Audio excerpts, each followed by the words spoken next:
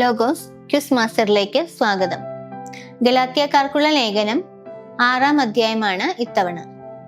ഒന്നാമത്തെ ചോദ്യം, ഈ അധ്യായത്തിൽ ആകെ എത്ര വാക്യങ്ങളുണ്ട്? ഉത്തരം 18 വാക്യങ്ങൾ. രണ്ടാമത്തെ ചോദ്യം, 6-ാം അധ്യായത്തിൽ എത്ര തലക്കെട്ടുകളുണ്ട്? ഉത്തരം 1 തലക്കെട്ട് മാത്രം. മൂന്നാമത്തെ ചോദ്യം, ആ തലക്കെട്ടിന് കൊടുത്തിരിക്കുന്ന പേര് എന്ത്? ഉത്തരം പരസ്പരം സഹായിക്കുക. നാലാമത്തെ ചോദ്യം, ഒരുവൻ എന്തെങ്കിലും തെറ്റിൽ അകപ്പെട്ടാൽ ആത്മീയരായ നമ്മൾ എന്താണ് ചെയ്യേണ്ടത്? ഉത്തരം ആത്മീയരായ നമ്മൾ സൗമ്യതയോടെ അവനെ വീണ്ടെടുക്കണം. അഞ്ചാമത്തെ ചോദ്യം, തെറ്റിൽ അകപ്പെടുന്നവനെ എങ്ങനെയാണ് വീണ്ടെടുക്കേണ്ടത്? ഉത്തരം സൗമ്യതയോടെ. ആറാമത്തെ ചോദ്യം, പൗലോസ് ഗലാത്യരോട് എന്ത് കാര്യത്തിലാണ് ശ്രദ്ധിക്കണമെന്ന് പറയുന്നത്? ഉത്തരം തെറ്റിലേക്ക് പ്രലോഭിതരാകാതിരിക്കാൻ ശ്രദ്ധിക്കണം. ഏഴാമത്തെ ചോദ്യം, ക്രിസ്തുവിന്റെ നിയമം പൂർത്തിയാകേണ്ടത് എപ്രകാരമാണ്? ഉത്തരം പരസ്പരം ഭാരങ്ങൾ വഹിച്ചുകൊണ്ട് ക്രിസ്തുവിന്റെ നിയമം പൂർത്തിയാക്കണം.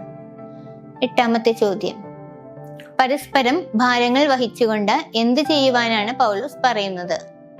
ഉത്തരം ക്രിസ്തുവിന്റെ നിയമം പൂർത്തിയാക്കുവാൻ. ഒൻപതാമത്തെ ചോദ്യം, ഒരുവൻ തന്നെ തന്നെ വഞ്ചിക്കുന്നത് എപ്പോൾ? ഉത്തരം താൻ ഒന്നുമല്ലാതിരിക്കെ എന്തോ ആണെന്ന് ഭാവിക്കുമ്പോൾ.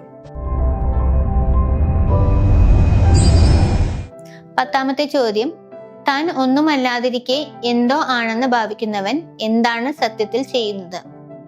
അവൻ തന്നെ തന്നെ വഞ്ചിക്കുന്നു. 11ാമത്തെ ചോദ്യം, സ്വന്തം ചെയ്തികൾ വിലയിരുത്തുന്ന ഒരുവന് അഭിമാനിക്കാനുള്ള വക എവിടെയായിരിക്കുമെന്നാണ് പൗലോസ് പറയുന്നത്?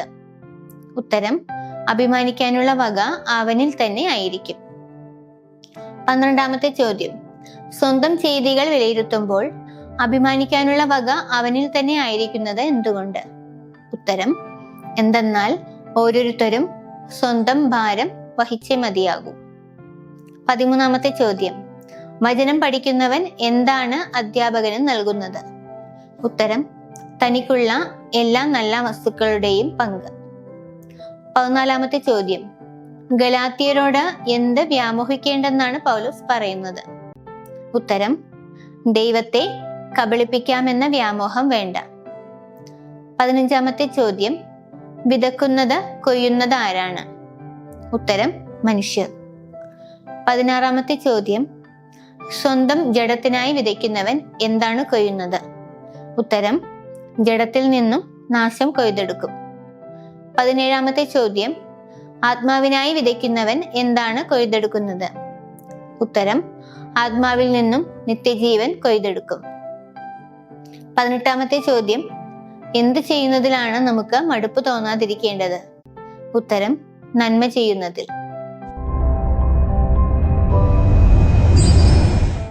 19ാമത്തെ ചോദ്യം, നന്മ ചെയ്യുന്നതിൽ മടുപ്പ് തോന്നാതിരിക്കട്ടെ എന്ന് പൗലോസ് ശ്ലീഹ പറയുന്നത് എന്തുകൊണ്ട്? ഉത്തരം മടുപ്പ് തോന്നാതിരുന്നാൽ യഥാകാലം വിളവെടുക്കാം. 20ാമത്തെ ചോദ്യം, അതുകൊണ്ട് ആർക്കൊക്കെ നന്മ ചെയ്യാം എന്നാണ് പൗലോസ് ശ്ലീഹ പറയുന്നത്? ഉത്തരം സകല മനുഷ്യർക്കും, പ്രത്യേകിച്ച് വിശ്വാസത്താൽ ഒരേ കുടുംബത്തിൽ അംഗങ്ങളായവർക്ക്.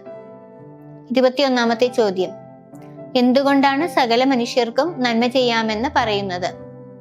ഉത്തരം അതിനുള്ള അവസരം ഇപ്പോൾ ലഭിച്ചിരിക്കുന്നത് കൊണ്ട്. 22ാമത്തെ ചോദ്യം, ആരാണ് ഗലാത്യരെ പരിച്ഛേദനത്തിന് നിർബന്ധിക്കുന്നത്? ഉത്തരം ശാരീരികമായ ബാഹ്യകാര്യങ്ങളിൽ കൂടുതൽ ശ്രദ്ധിക്കുന്നവർ. 23ാമത്തെ ചോദ്യം, ശാരീരികമായ ബാഹ്യകാര്യങ്ങളിൽ കൂടുതൽ ശ്രദ്ധിക്കുന്നവർ ഗലാത്യരെ എന്തിനാണ് നിർബന്ധിക്കുന്നത്? ഉത്തരം പരിച്ഛേദനത്തിന്. 24ാമത്തെ ചോദ്യം, എന്തുകൊണ്ടാണ് അവർ അങ്ങനെ ചെയ്യുന്നതെന്നാണ് പൗലോസ് പറയുന്നത്? ഉത്തരം ക്രിസ്തുവിന്റെ കുരിശിനെ പ്രതി പീഡിപ്പിക്കപ്പെടാതിരിക്കാൻ വേണ്ടി മാത്രം.